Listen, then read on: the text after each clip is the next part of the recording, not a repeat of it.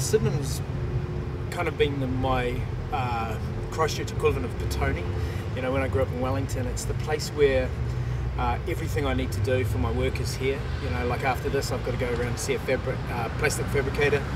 Framers here, you know, bearings. I just got some bearings the other day. They're here.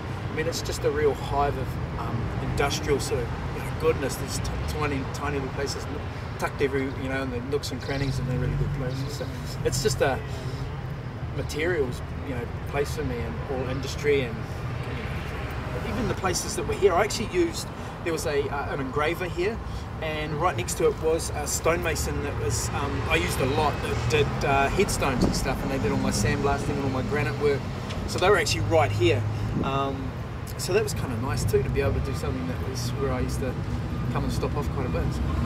Yeah, so when I thought of Sydenham in terms of the artwork, I really wanted to relate it to the fact of all those craftsmen and the little workers and the little places that I used, and the idea that something's now missing. I thought back to my grandfather's tool shed, which was a real privilege to be in.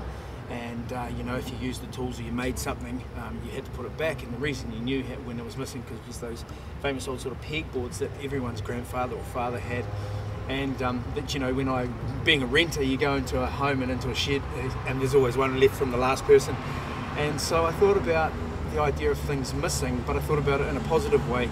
Most of them being tools, of course, because they come from tools, thinking that these tools are missing because of the rebuild. So I thought about that, and then I thought, to give it the quirk that I do with my stuff, or try to do with my stuff at least, I thought about those things that were missing on more of an emotive level, but in a strange way, because what was important to you is not necessarily important to me. And there's about 95, 97 different things. So there's a house. One of the things that was quite important, obviously, was a house. So there's a big silhouette of a house, and again, proportions is that humour side of things, because the house is big, but it's not much bigger than the French bulldog. And I mean, it's public art. The minute you do it, you're going to get half backers and half haters. It doesn't matter what you do, and it doesn't matter who you are. You're going to get people who love it, people who ignore it, and people who just don't like it.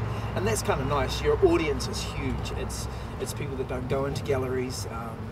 It's just the everyday people that walk through the area. So that's cool.